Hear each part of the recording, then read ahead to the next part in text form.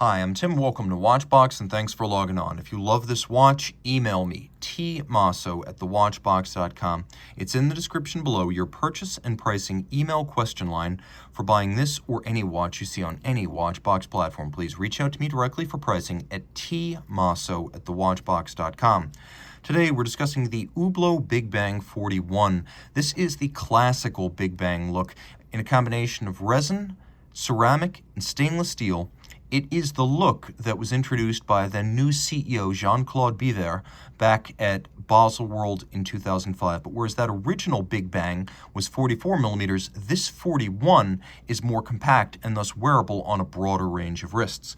So 41 millimeters is the diameter, 13.3 millimeters is the thickness, 51 millimeters is the lug-to-lug dimension across the wrist. We'll throw it on my wrist, which is 16 centimeters in circumference.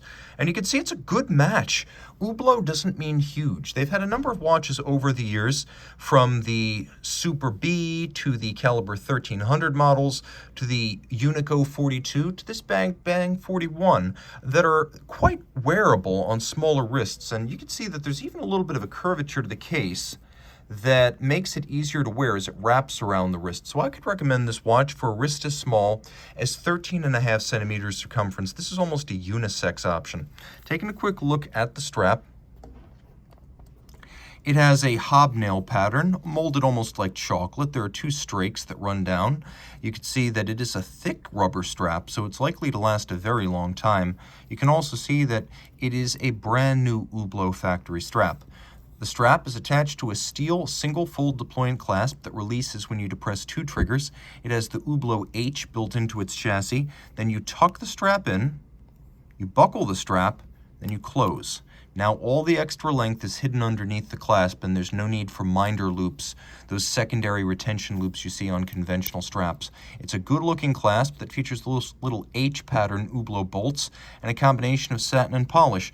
The case features the same: satination, polished highlights, those little H-shaped bolts. We have resin inserts, plastic, on the side. And you can see that the watch is designed to look like the scaffolding of a building, half finished. It has a raw industrial look, and that's always been the idea. The Big Bang is nothing if not a presence on the wrist. We also have a winglet design that is frankly borrowed from a certain well-known sports watch. There's a large prominent bolt-fixed bezel on the top, which is borrowed from yet another prominent sports watch, but Hublot never claimed to be entirely original, but rather building on the shoulders of giants. The watch is 100 meters water resistant. You can see we have that same hobnail pattern on the outer faces of the chronograph pushers, as well as the outer face of the bezel. The bezel is ceramic and highly scratch resistant. You can see it has a hobnail pattern on its side and high polish on its top. We have a dial of silver, white, black, and red. We have sunken sub-registers. We have chronograph minutes, chronograph hours, constant seconds. We have applique, rhodium-plated steel indices, as well as Arabic numerals. Same thing for the hands at center. We have a little H counterweight for the red varnished chronograph seconds hand. The watch features hacking, stop seconds. It also features a quick-set mechanism.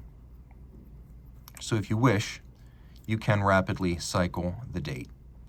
Turn it all around. The watch is a modular chronograph, and if you look carefully, you can see that the chronograph pushers are slightly above the center line of the crown. Now, the watch has a Sellita SW300 automatic base. Winds bidirectionally. It gives the watch a 42-hour power reserve. It beats 8 times per second. It has an eccentric screw cam fine adjustment mechanism along with Edicron, which allows it to be adjusted quite precisely. You can see Hublot 2 uses a high grade of SW300. They have that splayed spoke balance. When you see straight rod-like spokes, that's either base or élaboré. When you see splayed out spokes, that means top or chronometer grade. It also features a correspondingly higher grade hairspring. So 42 hours of power reserve and a vertical clutch engagement system with the Dubois de Praz chronograph module. So while it does add thickness to the watch, you can also see, thanks to the vertical clutch, there is no jump when you start the chronograph. The hand just commences without staggering.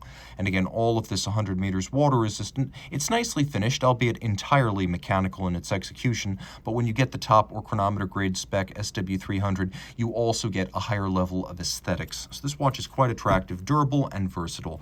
We'll do a quick loom shot. Reach out to Team Mosso at thewatchbox.com for purchase and pricing details.